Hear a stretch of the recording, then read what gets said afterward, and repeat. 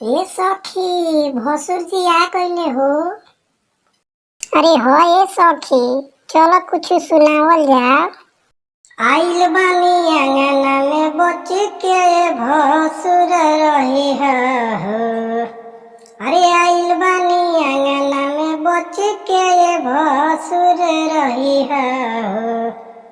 तो तनी निमन निमन गहना चढ़ई हो, जनी नाम हंसवई हो। तो तनी निमन निमन गहना चढ़ई हो, जनी नाम हंसवई हो। तो नक के नथुनिया माथा के टीका जन भूलई हो। अरे नक के नथुनिया माथा के टीका जन भूलई हो। तो तनी निमन निमन गहना चढ़ई हो, जनी नाम हंसवई